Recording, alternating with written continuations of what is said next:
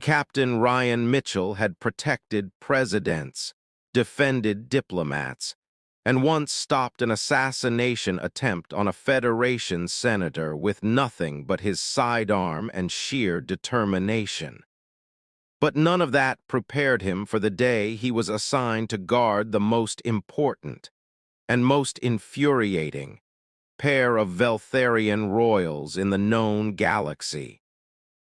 Princess Kira and Princess Sira Valkesh were identical twins, heirs to the Veltharian throne, and according to every intelligence briefing Ryan had received, absolutely inseparable. They were also, reportedly, brilliant strategists, accomplished warriors, and the future of human-Veltharian relations. What the briefings hadn't mentioned was that they were also chaos incarnate. Ryan's first meeting with the twins took place in the royal suite of the Celestial Dawn, a diplomatic vessel en route to the Peace Summit on Arcturus Station. He stood at attention as they entered, his military bearing impeccable, his expression professionally neutral. Then he saw them, and his brain temporarily stopped functioning. They were identical in every way, the same vibrant orange skin that seemed to glow with internal light, the same cascade of golden blonde hair, the same striking amber eyes. They wore matching ceremonial armor, ornate and clearly expensive, marked with the royal insignia of the Veltharian Dominion. They were also both staring at him with identical expressions of open curiosity. "You're our new guard?"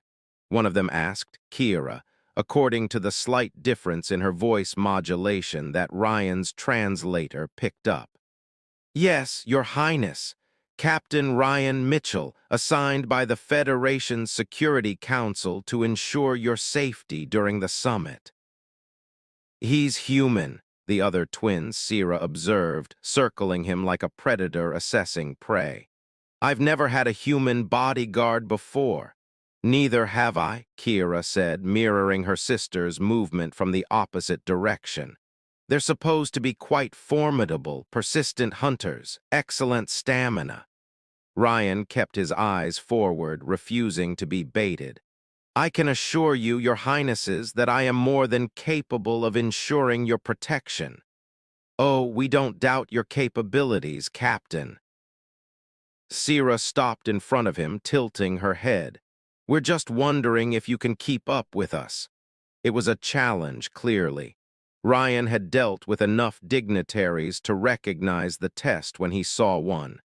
"I've reviewed your security profiles, Your Highnesses. I'm aware that you have a tendency to improvise during official functions."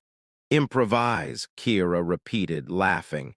"Is that what they're calling it?" "Last time we improvised, we ended up stopping a smuggling ring," Sira added.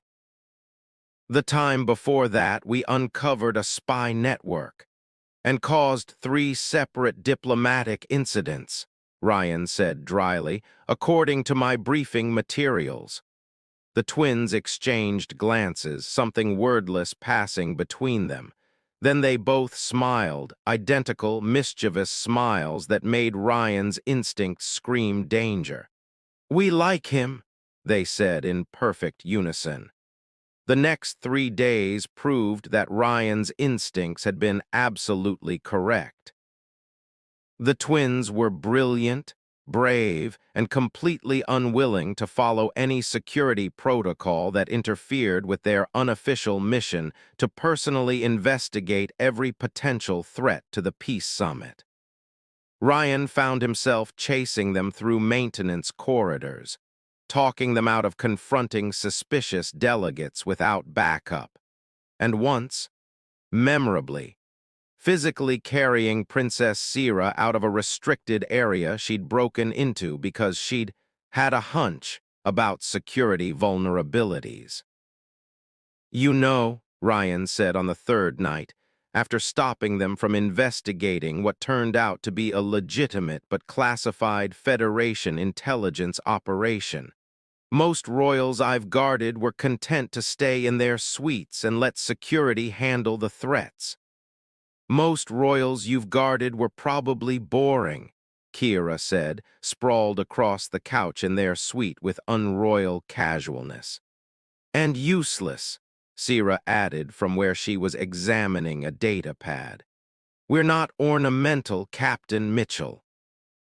We're the future rulers of our people. That means actually protecting them, not just looking pretty at state functions. Ryan couldn't argue with that logic, even if their methods gave him heart palpitations. What surprised him more than their recklessness was their competence. When they'd broken into that restricted area, Sira had correctly identified a flaw in the station's security grid that even Ryan had missed. When Kira had insisted on attending an optional diplomatic reception, she'd uncovered a plot to discredit the Veltharian delegation through planted evidence. They were good at this, terrifyingly good, and Ryan found himself respecting them more every day, even as they drove him slowly insane. The assassination attempt came on the fourth day during the opening ceremony of the summit. Ryan's instinct screamed half a second before the shot fired, enough time to throw himself between the twins and the energy blast that would have killed them both. The impact hit his shield generator, overloading it instantly and throwing Ryan backward into Kira and Sira. They went down in a tangle of limbs, Ryan's body covering both of them as chaos erupted around them. Security forces swarmed the hall. Delegates screamed and scattered. And Ryan's world narrowed to two things, keeping the twins alive and identifying the threat. "Stay down," he growled, scanning for the shooter. "Like hell," Sira said from beneath him, already reaching for the sidearm she absolutely wasn't supposed to be carrying to diplomatic functions. "There," Kira pointed. "Third balcony, east side, sniper nest." She was right. Ryan could see the glint of a rifle barrel being repositioned. Professional hit, probably with backup positions. His shield was gone, which meant his body was the only protection the twins had. He prepared to take the second shot. It never came. Because Sira had rolled out from under him, raised her illegally carried weapon and put a perfect shot through the sniper's scope from 50 meters away. The rifle sparked and died, and the shooter fled. "Sira," Kira was furious. "You could have been killed. So could you, so could Ryan." Sira's hand was remarkably steady for someone who'd just been shot at. "I had the angle. I took it." Ryan stared at her, his heart pounding. "Your Highness, you can't just save your life, save my sister's life." Sira's amber eyes met his. "Watch me, Captain." The investigation that followed revealed a conspiracy that went deeper than anyone had suspected. The assassination attempt had been part of a larger plot to sabotage the peace summit, orchestrated by extremist factions on both sides who benefited from continued human Veltharian tensions. The twins insisted on being part of the investigation. Ryan, knowing he'd lost any hope of controlling them, made them promise to at least tell him before they did something reckless. They agreed. They also immediately broke that promise by sneaking out to interrogate a suspect. Ryan found them in a maintenance bay, Kira holding a corrupt station official against a wall while Sira recorded his confession. They were completely in control of the situation, working together with the kind of seamless coordination that came from a lifetime of being two parts of one whole. "I thought we had an agreement," Ryan said from the doorway. The twins didn't even look guilty. "We were going to tell you," Kira said. "After we got the confession," Sira finished. That's not how agreements work, your highnesses. We're new to this whole having a bodyguard who actually cares thing, Kira admitted, releasing the official to station security personnel who'd arrived with Ryan. Most of our previous guards were just there for show. I'm not here for show, I'm here to keep you alive. You're doing an excellent job, Sierra said. You literally took a shot meant for us. That's my job. No, Kira said quietly. Your job is to stand between us and threats. You chose to make your body the shield. That's different. The summit concluded successfully 3 days later, the conspiracy exposed and the extremists arrested. The peace accords were signed with great ceremony, and the twins, now celebrated as heroes who'd helped uncover the plot, were scheduled to return to Veltharian space. Ryan stood in their suite, supervising the packing of their belongings, trying to ignore the strange hollowness in his chest. He'd been assigned to protect them for the summit only. Once they left, his duty was complete. Captain Mitchell. Kira's voice pulled him from his thoughts. We need to speak with you. Ryan turned to find both twins watching him with unusual seriousness. Of course, your highnesses. Sierra and I have been discussing your future, Kira said. And ours, Sierra added. Ryan's confusion must have shown because Kira smiled. You're aware that as heirs to the Veltharian throne, we have certain privileges, she began. Among them, the right to select our own royal guard, Sierra continued. The position is typically reserved for Veltharian warriors who have proven themselves in combat and demonstrated unwavering loyalty to the crown. However, there's no actual law that says our guard must be Veltharian. Ryan's heart started beating faster. Your highnesses, I'm not sure I understand. We want you, they said in unison. Kira stepped forward. We want you as our royal protector, not just a bodyguard, but a member of our household, our advisor. Our friend, Sierra finished. If you'll accept, Ryan stared at them. You want a human as part of the Veltharian royal household. We want you, Kira corrected. Specifically you, because in 4 days you've proven yourself more loyal, more capable, and more trustworthy than guards we've had for years. You don't just follow orders, Sierra said. You anticipate our needs. You understand that we're not fragile flowers that need to be locked away for safety. We're warriors who need a partner, not a warden. And when that shooter fired, Kira's voice went soft. You didn't hesitate, you didn't calculate odds or consider politics, you just moved to protect us. Because you saw us as people worth saving, Sierra added. Not just political assets or royal obligations, people. Ryan felt something tighten in his throat. I was doing my job. No, you went beyond your job, way beyond. Kira pulled out a data pad. This is a formal offer from the Veltharian crown. The position of royal protector comes with a permanent residence in the palace, full diplomatic status, access to the highest levels of Veltharian society, and a voice in matters of royal security. You'd be one of the most powerful humans in Veltharian space, Sierra said. But more importantly, you'd be ours, our protector, our advisor. Our family, Kira finished. Because that's what the royal protector is, not a servant, family. Ryan looked at the data pad, then at the twins. These brilliant, reckless, infuriating, incredible women who'd somehow decided that a career soldier was worthy of a position that hadn't been offered to a non-Veltharian in the entire history of their civilization.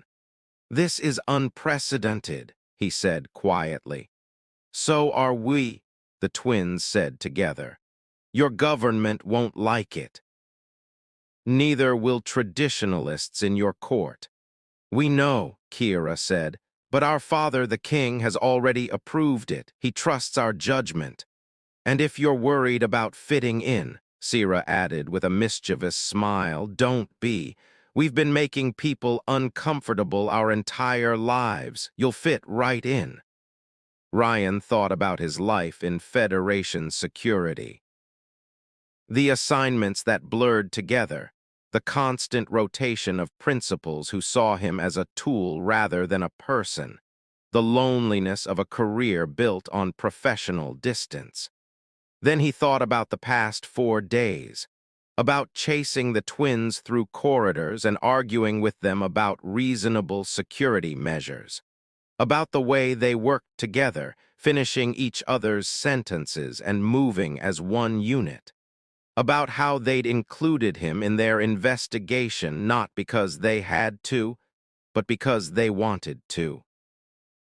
About how, for the first time in his career, he'd felt like he was protecting people who actually saw him. I have conditions, Ryan heard himself say. The twins leaned forward, identical expressions of hope on their faces. One, if you're going to do something reckless, you at least tell me first so I can arrange backup. Agreed, they said together. 2, you actually listen to my security assessments instead of immediately doing the opposite. We can try, Kira hedged. We'll probably fail, Sira admitted. But we'll try. Ryan almost smiled. 3, you stop treating security protocols as suggestions. Both twins winced. That one might be harder, Kira said, but we'll work on it, Sira promised. For you. Ryan looked at them, these brilliant, impossible women who'd somehow become important to him in just 4 days, and made his decision. Then I accept. I'll be your royal protector. The joy that lit up their faces was identical and blinding. 6 months later, Ryan stood on the balcony of the Veltharian royal palace, watching the twin suns set over the capital city. Behind him, he could hear Kira and Sira arguing about the security arrangements for the upcoming Festival of Lights, an argument he'd join in approximately 30 seconds to veto their current plan, which involved them mingling unescorted with thousands of civilians. His title was now Lord Protector Ryan Mitchell, Royal Guardian of the Twin Heirs. He had quarters in the palace that were larger than his entire apartment on Earth had been. He had direct access to the Veltharian king and a voice in matters of state security. But more than any of that, he had Kira and Sira. They were still reckless, still infuriating, still brilliant, and they'd given him something unprecedented, not just a position or a title, but a purpose, a family. A place where he mattered not for what he could do, but for who he was. Ryan. Sira's voice called from inside. Tell Kira that her plan is terrible. It's not terrible, it's efficient, Kira protested. It's efficiently terrible. Ryan smiled and went inside to referee another royal argument. Some things he'd learned were worth more than any title or position. And sometimes the most unprecedented gift was simply being seen.